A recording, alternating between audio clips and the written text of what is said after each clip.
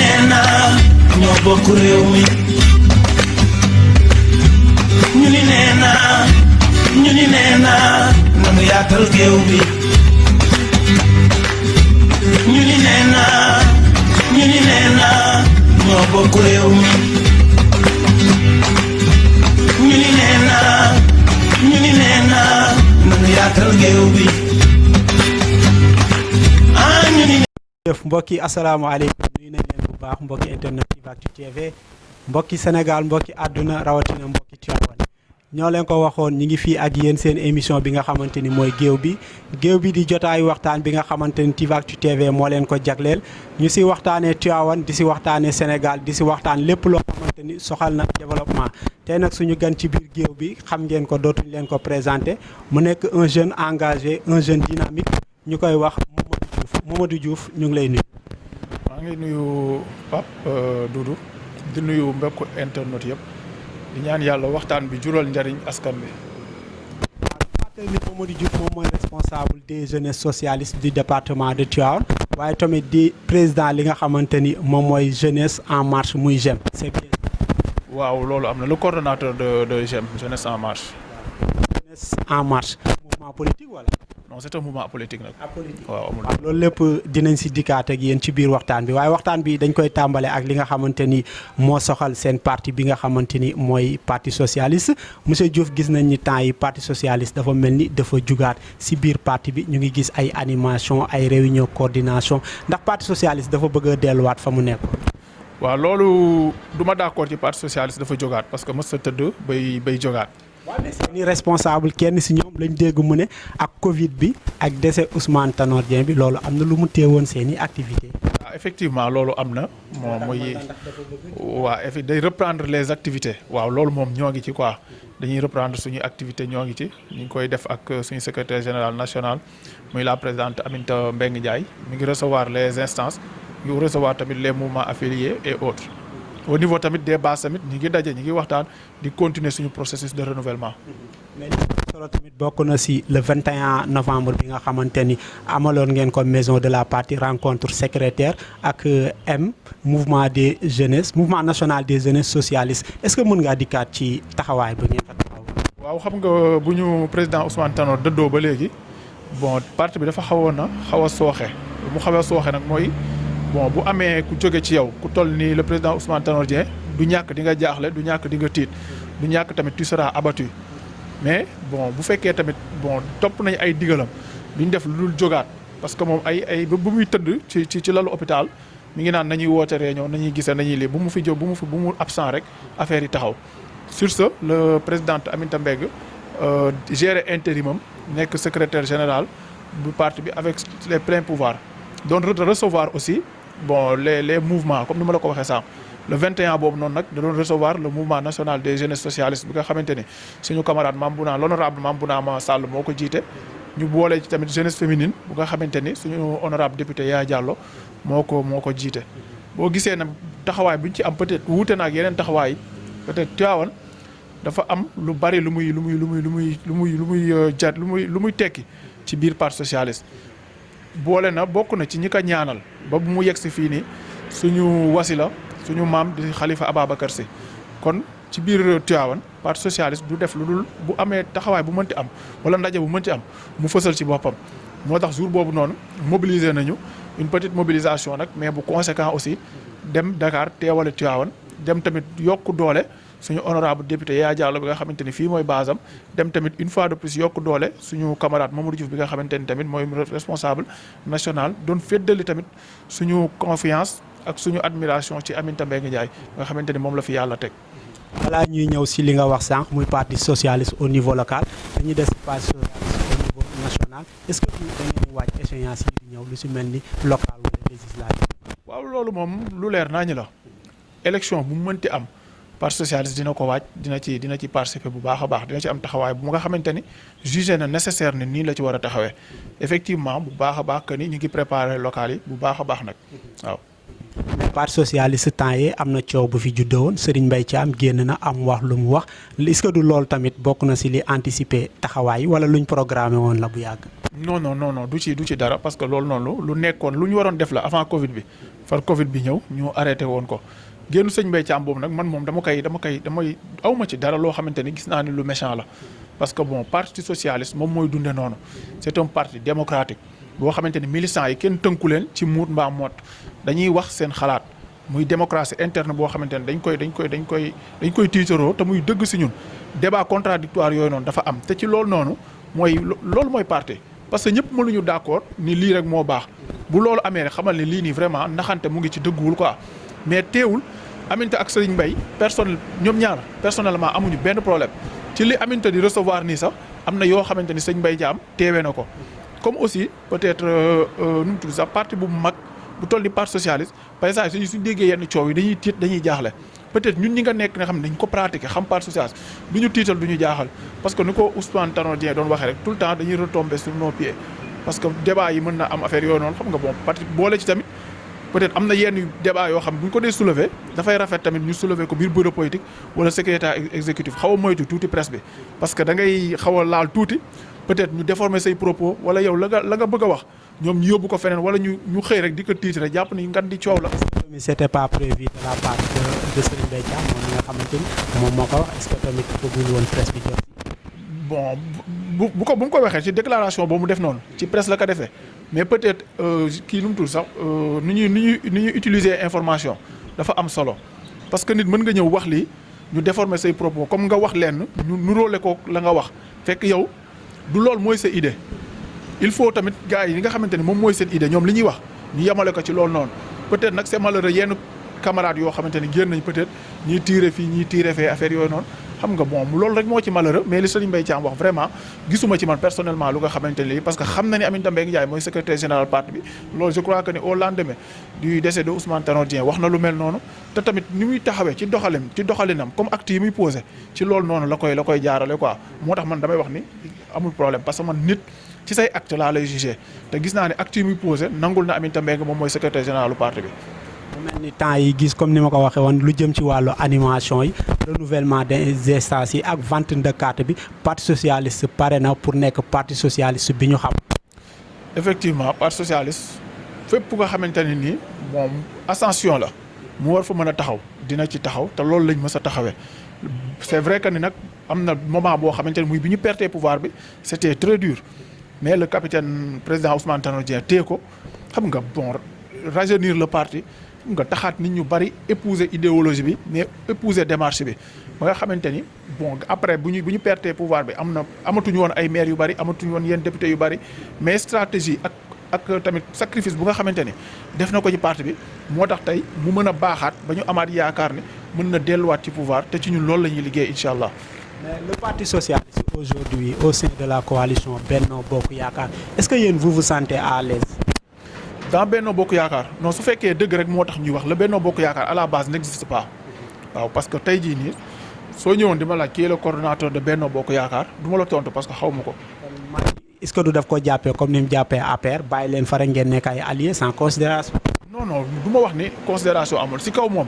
le président Macky Sall lu mu war a wax ak la présidente Aminata Mbengue Ndiaye mi ngi koy wax ak moom lu mu war a def ak moom mi ngi koy def ak moom. au niveau national tamit il y a le CEP secrétaire exécutif de Benno boo xamante ni tout le temps ñi ngi nekk di réunir suñu secrétaire général du département di le ministre Mame Bounama Sall ma ngi fay siégel parti socialiste ànd koog ma ngi fay siégel Benno ak Tanor ànd koog l'allié Cheikh Sarr de Guédiawaye kon au niveau national président Macky Sall mu ngi def li mu war a def le CEP aussi ñi ngi rencontré wu ñi ngi doxal mais au niveau local dafa des. amul soo gisee ma laaj la loolu démb ci journal Les Échos dañu gis ñaari magu parti socialiste kenn ki di Gorgui Ciss kenn ki di Mar Diop ku si nekk am lu mu wax yaa ngi dégg Mar Diouf waaw kii ne parti socialiste coalition bu ñu mus a bokk dañ si nekk ay jàmbaar dañ leen daan déglu mais Benno Bokk Yaakaar dafa mel ni du loolu. waaw comme ni nga ko liiree démb liir naa ko bu baax mais peut-être que nit ku nekk si au niveau de ta base moom nga mën a waxee quoi. te jàpp naa ne peut-être loolu ñu wax noonu au niveau de leur base la ne comme fii à Tivaouane xam nga bon mais nu mu tudd sax nit ki valeur bi mu lay jox ci yow rek la dépendre parce que ñun ñii on n'attend rien des autres alliés par rapport ak lii parce que xam nañ li ñu am xam nañ li ñu téye te dañ koy doxal ku bëgg ànd ak ñun ñu ñëw ànd ak yow mais ci respect mutuel ci considération mutuelle su fekkee tamit amoo respect si benn si ñun amuñu benn respect amoo benn respect si ñun amoo benn considération si ñun tam idem amuñu ko ci yow ba tax na au niveau local duñ ci jàmbatan affaire benn ak yooyu noonu parce que li ñu war a def ñun au niveau du parti social ñi ngi koy def ànd ci tamit ak ay nit yoo xamante ni ay responsable de parti lañ ay mouvement lañ yor ak yeneen yoo xam ne ñoon ñi ngi àndandoo àndu nawle di dëggateendoo di tëralandoo. léegi ñu ñëw fi nga xamante ni mooy au niveau de Tivaouane le parti socialiste wax nga ko sànq am na taxawaay bu am solo boo xamante ni taxaw na ko fii si Tivaouane tey parti socialiste au niveau de Tivaouane liggéey bi fan la toll. waaw au niveau de Tivaouane ñu ngi ci sànq wax naa la ni ñu ngi ci vente des cartes yi et que. commencé nañ ko fii. waaw commencé nañ ko bu yàgg ni au niveau de Tivaouane ba nga xamante ni quota bu ñu war a atteindre pour pourcentage du moins bu ñu war a atteindre pour renouveler am nañ ko ba am nañ quitus pour renouveler waaw mais ñun ñoo préféré jaayaat gën a élargir le parti gën ko renforcer gën ko massifier pour ñu mën a lancer renouvellement yi dans la commune et dans le département. mais xam nga parti socialiste Tivaouane dafa amoon lu spécial sànq maa ngi lay wax naan la sama ñoom papa ak sama ñoom yaay ku ne xam na ni élection musaana am fii balaa kenn di xalaat leen dañ naan parti socialiste mais temps yi dafa mel ni comme li ñuy wax APR dafa mel ni léegi moom moo met vent dafa mel ni moom moo taxaw fii au niveau Tivaouane. waaw parce que APR moom moo nekk ci pouvoir c'est très normal que ni ñoom ñu leen di dégg bu baax a baax mais ñun tamit bu APR nekkee ci pouvoir ñun nous sommes des alliés de la mouvance présidentielle am si ay ministres am si ay PCA am si présidente institution xam nga di ko doxal ñun tamit bu nga xamante ni ñoonu lañ ko daan doxalee suñu parti xam nga bu baax a baax comme li nga wax nii sa ñoom papa ak sa ñoom yaay bon soo di bërki dem rek dama ànd ak sama camarade secrétaire général Lamine Diop mu am émission fii nii ci benn rajo Albourakh voilà mais avant ñuy dugg def nañ presque 15 minutes si buntu bi parce que comme ni nga ko waxee dañ fa fekk ay mag yu góor ak yu jigéen. loolu moom si Sénégal dagguma la sax mais ñaar ñi rek ko yàlla defal mooy le parti socialiste ak le PDS ñoom dañoo am ay militants yoo xam ne ak lu métti dañuy ñëw taxaw loolu moom dañ leen koy nangu lu yàgg. waaw xam nga nag tam mag su teewee ci jataayu xale dal xel dafay am te ñooñ peut-être même déggatuñ leen wala lii nii mais da ngay sentir ni tout le temps ci seen deret social suñu gisee social deret bi day yëngatu et pour benn anecdote rek dem nañ fi tamit fooñi mais di seeti suñu benn tante bu yàgg muy aji Ndeye Ndiaye Sakhoor bi ñu yëgee ni parti socialiste ñëw nañ fa di ko seeti après ci koñ bi ñu bari mag yu bari dañ doon réclamer ñu ñëw gis leen ñu bénir nu donte mënatuñoo dem fenn mais nañ gis responsable socialiste rek daal si lii loolu yëpp tam nag ñu ngi koy liggéey c'est des acquis yoo xamante ni dañ ci liggéey ba capter ko mu ñuy jariñ nga xamante ni bon comme li ma la wax sànq rek renforcement parti bi lay doon lii nii ñi ngi bëgg a créer tamit xam nga comme ni mu amee au niveau national le conseil consultatif des sages du parti fii au niveau de Tivaouane. mu mel ni sànq wax nañ ko dañ si replongé waat yéen a ngi waaj échéance yi di ñëw est-ce que tey élection locale yi nga xamante ni xamaguñu ba léegi kañ la mais su fi amoon tey parti socialiste dina samp ndënd fii ci. waaw xamaguñu kañ la mais dama lay affirmer léegi nii que ni élection locale yi parti socialiste dina ci participer il y aura un candidat incha allah waaw. mën naa doon yow. bien sûr parce que déjà bon je crois que ni du secret je travaille à être le candidat du parti socialiste waaw loolu moom pare naa ci di ko doxal. te tamit ñi nga xamante ni c'est des mouvements wala c'est des amis yoo xamante ni waxuma la bu ma defee la déclaration autrefois dama jot ay appels yu bari yoo xamante ni dafa xaw a sax kawe sama njort muy des amis de la diaspora ñu nekk États-Unis ñu nekk France ñu nekk Maroc ils se reconnaîtront ñoom ñëpp parce que dañu woo wax affaire yooyu tout le temps ñu ma siy ñaax des amis yoo xamante ni dañ ma wax ni lii da nga koy yéex a def ou quelque chose comme ça ñoom parce que parti socialiste non seulement dañ bëgg nañ parti socialiste ñëw revenir au pouvoir mais itam gis nañ seen bopp si nu may doxale am nañu yaakaar tamit ci man yàlla bu yàlla tas yaakaar boobu noonu te maa ngi liggéey pour nekk le candidat du parti socialiste incha allah. yàlla bu yàlla tas yaakaar waaye ba léegi dañuy des fi nga xamante ni mooy Tivaouane ñi ngi wax reconfiguration politique nationale mais tamit tey Tivaouane dafa am reconfiguration bu fi am parce que bu yàggul dara am na yeneen visage yu ñu commencé gis yeneen personne mooy ñi nga xamante ni ñii dañ leen di dàkkantale ay activistes ñii di leen dàkkale ak nu ñu leen mënti dàkkantale seen taxawaay fii si Tivaouane yow nan nga ko jàngatee. bu fekkee ñooñ la duñu comme yaa ngi wax reconfiguration politique peut-être ñooñu mënuñu leen si boole parce que defuñu politique waaw ñooñu plaidoyer citoyen la ñuy def taxawaayu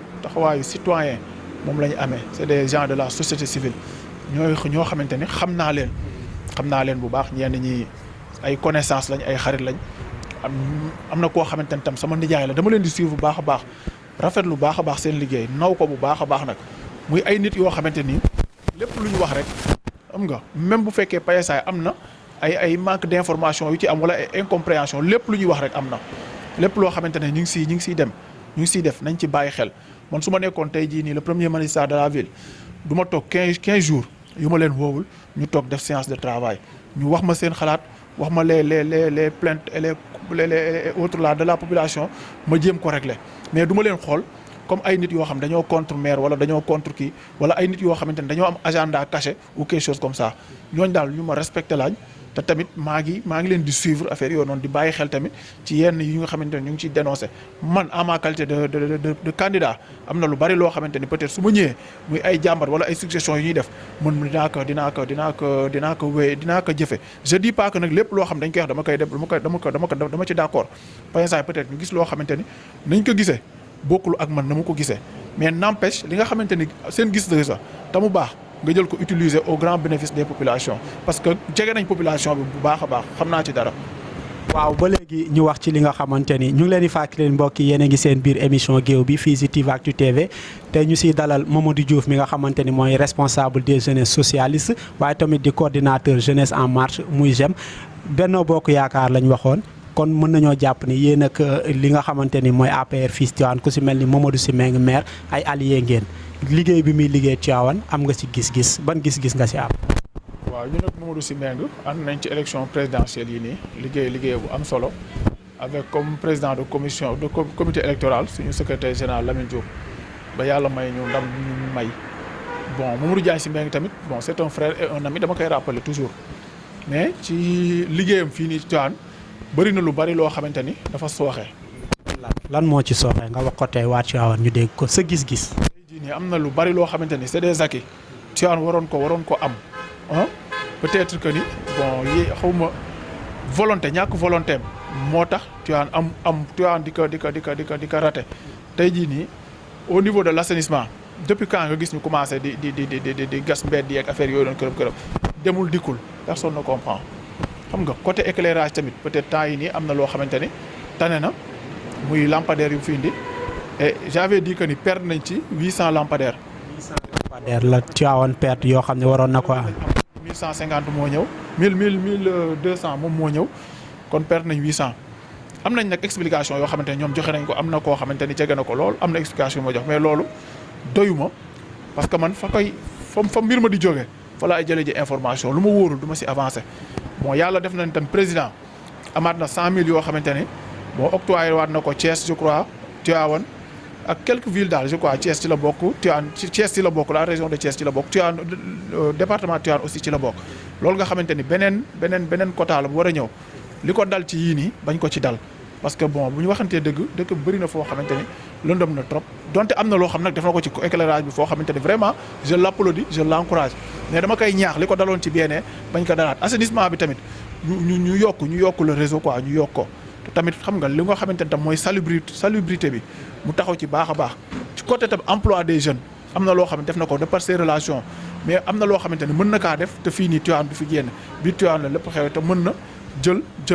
lu bëree bëri ci emploi des jeunes mën na ci lu bëree bëri bërki démb tamit xam nga bon côté fourniture école yi bi ma gisee réaction directeur yi j'étais choqué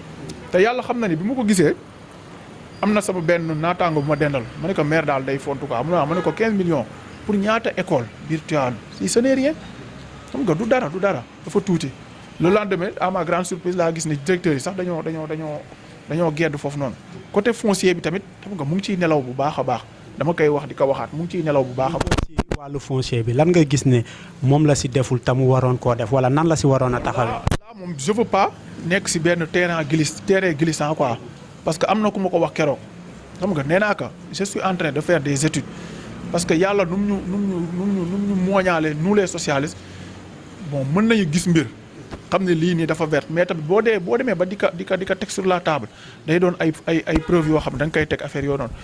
et je le dis par oui dire bëri na yoo xamante ni c'est des plaintes yoo xamante ni day ñëw si ñun xam nga ñëw léegi nii comme benn affaire bu terre à terre xam nga il y a eu des gens qui ont vendu des terrains fii nii yàggul dara et ils ont utilisé le cachet de Malick Diop pour imputer ko gestion Malick Diop xam nga am naa des gens yoo xam ils me sont proches xam nga xam nañ ki leen ko defaral ensuite bon du ku leen du Malick Diop moom moo ko def quoi récemment la ñu antidaté ko ainsi de suite xam nga ce qui veut dire que ni benn vol organisé la boo xam ñi ngi koy def yëg na wala yëgul du ma si hasardé parce que c'est pas lui mais moom tey jii suñ dee encaissé moom il sera le premier quoi parce que moom la ñu fal c'est le premier magistrat de la ville loolu noonu waru ko échapper waaw. est-ce que mën koo xalaat en quelque sorte ñi nga xam ne dañu gis ne Tivaouane carte de visite am foo ko yóbbu war na la mën a permettre dara relation yooyu noonu ba léegi dañ ko exploité gul pour mu jural njariñ Tivaouane. waaw bien sûr loolu fu nekk laa koy jooytu dama leen wax ni waxuma la rek carte visite Tivaouane mais les relations du maire avec le président de la République waroon na ko permettre Tivaouane du ñàkk dara taxawaay tamit bi nga xamante ne suñu kilifa diine yi taxawal nañ ko le candidat Macky Sall dégg si lu nekk Macky Sall le président Macky Sall waroon na am beneen taxawaay bu gën a fort ci Tivaouane loolu noonu nag pour mu mën a sotti dañoo war a am un pionnier un vrai combattant pour loolu noonu mu mat quoi te tey jii ki nga xamante ni moom lañ amoon ci moom yaakaar c'était Mamadou Diagne Sy Mbengue le maire mais gis nañ ni loolu lépp exploité wu ci dara ñu jàpp ni nag mooy li ma la wax rek du ma nit daf ko tële parce que c'est une personne boo xamante ni vraiment il a de l'expérience am na tamit nu mu tudd sax am na tamit compétence bi mais tamit volonté dafa am solo quoi volonté dafa am solo volonté googu moom moo ñàkk. gisoo ni entre parenthèses rek balaa ñuy avancer que ni Macky Sall daf leen a xaw a mere par rapport ak li fi xewoon ci élection présidentielle. ñoom léegi nii mais bu fekkee ñoom daf leen mere population bi defu ko dara on a voté pour Macky Sall te loolu muy defar ñooñu moomuñu ko kon mu mere leen wala ñàkk leen mere warul mën a impacter ci lu mu war a réaliser biir Tivaouane ci dige yoo xamante ni da koo jëloon vis-à-vis de Tivaouane xam nga tey jii nii démb rek maa ngi gis sama xarit Mansour Mané di ñu sànni xeer. xam nga par rapport ak réfection stade bi peut-être que ni yow li nga xamante ni moom nga si mën mooy tout le temps foo jàkkaarloo ki nga xamante ni moom moo ko war a def nga fàttali ko te alhamdulilah parce que am na loo xamante ne amul woon mais gis nañ ci rapport ministre bi réfection stade bi bokk na ci kooku rapport ministre baax na trop mais ça suffit pas parce que tamit mën nañ fi joxe ay exemple dans le passé ñëw nañ fii dig ñu loo xamante ni ba léegi gisuñ ko su si amee nag dina dalal xel mais li ñu doon gënal mooy mu nekk loo xamante ni dañuy passer du parole aux actes ñu wax ñu def ñu gis. waaw peut-être comme moom laa wax lii man la am na avancé parce que daan na ko wax te su fekkoon nekk nga ci attelage gouvernemental bi xam nga ni kii lu mu wax nii du lu ñu programmé ren bii nii mais ci li nga xamante ni wax na ko ren bokk na ci programme bi yàlla bu yàlla tas yaakaar rek parce que bon moom il est là te vraiment lu ñu mënti wax tamit c'est un travailleur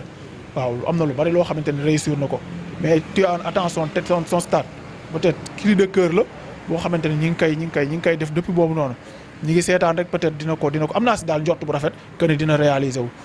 loolu ngay wax moo ñuy permettre ñu dugg ci li nga xamante ni moom lañ tuddee politique infrastructure sportive fii au niveau de Tivaouane wax nga ko stade bi ba léegi mu ngi fi Renaissance handball club amuñu fu ñu compétir basket à côté de chez nous tout près ñu gis ne ngaay ñu ngi préparer stade boo xamante ni su paree sax Renaissance war na fa mën a recevoir tey en tant que jeune nan nga gisee loolu noonu. waaw loolu moom bu ma gisee kër Ndiaye ñu ngi defar seen stade j'avais le cœur meurtri Renaissance tamit bon je crois que ni bu ma fay nekk di ci actif jataay bu ma mënti toog dama yàgg a plaider loolu noonu waxuma la ñu leen di indi ñu leen di indi ci CEM bi mais mu wutal leen terrain dafa jaadu waxuma la te benn terrain rek doyatul peut-être ci ñoom parce que bu dee ay minimum bëgg équipe bu góor bëgg entraînement si benn minute je crois que ni réfection terrain bu nekk stade te respecté norme bi cri de cœur la réfection terrain bu nga xamante ni nekk na lycée bu nekk ancien lycée du moins peut-être cri de cœur la réfection aussi terrain bu nga xamante ni nekk na biir CEM Ababacar Sy tamit cri de cœur la yooyu yëpp ñu war ci taxaw boobu ba léegi nag je crois que ni ci subvention yi leen maire daan alloué annuellement waroon na sax ci ren jii nii mu ni peut-être 1 million bi ñu jël ko sax xaw ko defar ci terrain bi pour ñu fay mën a recevoir peut-être que ni loolu noonu c'est une proposition parce que à chaque année doon na leen defal subvention bu xam am solo suñ demee final tamit mu yokk ko ci benn yokkin bi lii nii bu am solo waroon na mu yoon a réfectionné ci yooyu stade yooyu noonu le temps ñuy am stade bu baax a baax digne de renom boo xam ne nañ fi lii nii mais je crois que ni gàcce mënul weesu Tivaouane Renaissance Handball Club di recevoir nekk équipe de D1 gagné fi tamit je crois coupe championnat xaw ma bu coupe du Sénégal ba pare amuñu terrain bu jag di am fi aussi ay international bu yoo xamante ni vraiment lii nii dem ba nga xamante ni handballu Sénégal Renaissance moo ko téye ci loxoom war a recevoir di dem ba ngaay loolu gàcce la c'est désolant. li ñu dese si bëri ñaari sujet moo ñu dese mënoo fi toog te duñ wax si li nga xamante ni mooy taxawaayu ndaw ñi ci parti politique yi ak li ñu naan alternance générationnelle ngay ndaw nan nga gisee tey engagement ndaw ñi si politique gu Sénégal. waaw am na yoo xamante ne dañ ko ci rafetlu bu baax a baax waaw mais bon dina am tamit yoo xamante ne ay regret lay doon parce que ndaw bu demee bay dugg ci ay insultes ak ay invectives ay animosité vraiment c'est désolant si ndaw mënuñu am benn yaakaar ci ndaw boobu noonu parce que mën nga def sa politique d'une manière saine bañ a dugg ci invective bañ a dugg ci insulte bañ a dugg ci vie privée mu nekk un débat d'idées boo xamante ni dafay. classe waa Kër Diagne sii de ñoom nga bëgg a waxal. non. mooy ñu doon wax keroog ak affaire beeg Alioune Badara Mboup. je parle d'une manière générale gis nga nag mon ami Pape man du ma wax ju ñaaw wala ay écrits yoo xamante ne ay saaga la du ma ko suivre personnellement am na ñoo xamante ni xam naa leen nii mais du ma leen lire du ma leen commenter parce que suma histoire suma naissance suma éducation ak tamit sama formation politique permettre ma may jéem a sax lire ñenn ñi parce que da nga ciy am lu la metti te loolu day bokk ci li lay décourager politique c'est quelque chose boo xamante ne damay wax ni jaamu yàlla bu mag a mag la su fekkee yaa ngi koy defee ni nga xamante ni noonu la fa war a defee mais bañ a nekk rek bañ a nekk di identifier wu pour diw wala pour diw bu nit waxee sa responsable dara nga bëgg ko saaga li muy def noonu day nekk critique boo xamante ni peut-être c'est objectif wala loo xamante ni tam critique la boo xam pour critiquer rek soit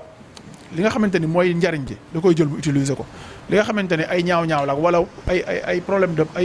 de personne mu jël ko teg ko feenee comme disait mon mentor Ousmane Tanor Dieng dañoo wax ni la vie publique n'est pas une chose aisée on dit tout de vous et le contraire de tout sur vous et là il faut avoir une carapace très solide moo ñu permettre ñun peut-être duñu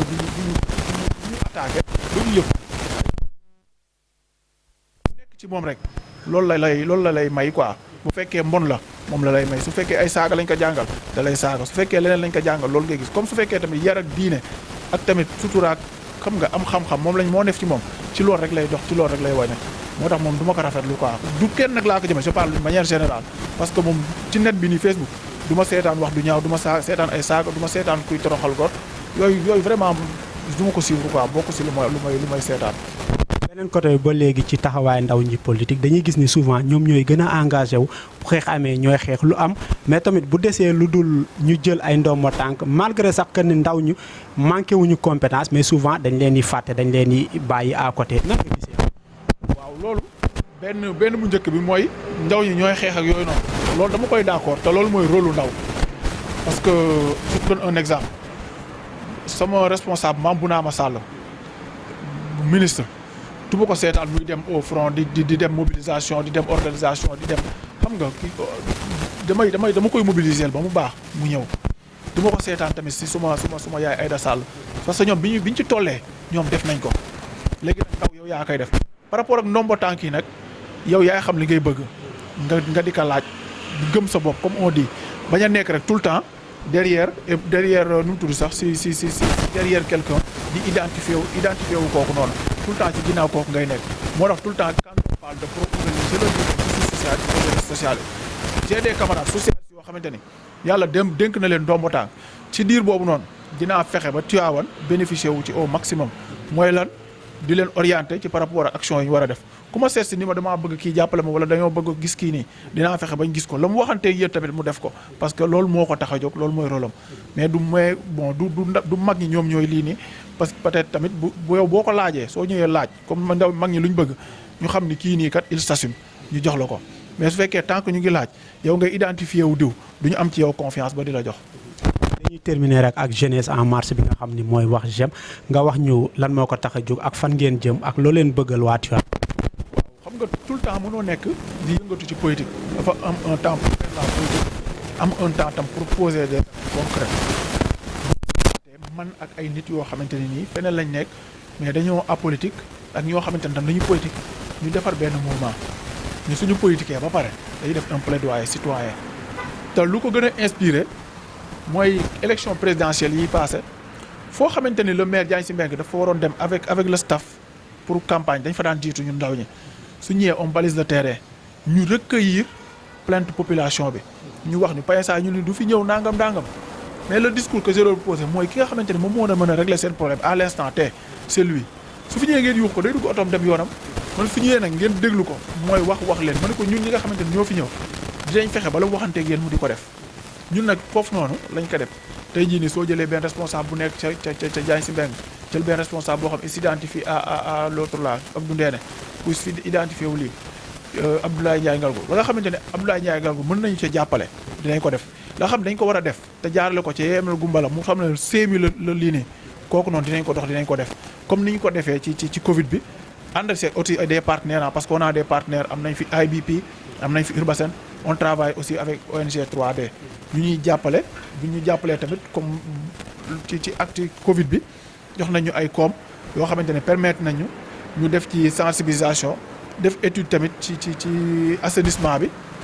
ñi nga xamante ne tamit bokkuñu ci dañ doon ragal parce que am na ñoo xamante ne problème de confiance la vis-à-vis de la mairie on leur dit que ni c'est pas la mairie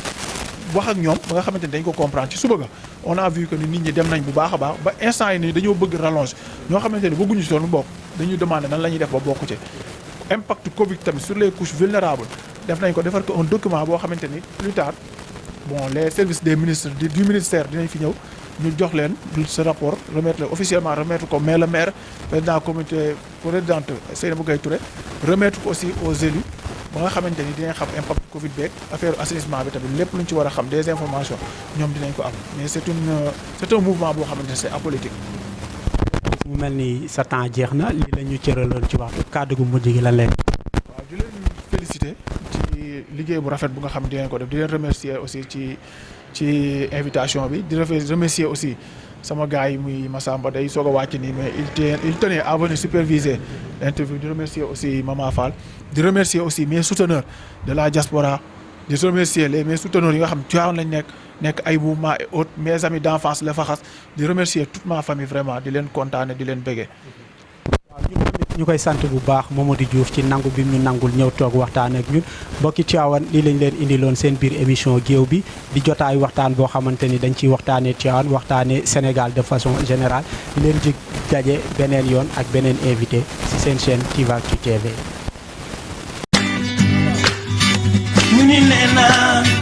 ñu ni nee naa ñoo bokk réew mi ñu ni nee naa nanu yaatal géew bi ñu ni nee naa ñoo bokk réew mi ñu ni nee naa nanu yaatal géew bi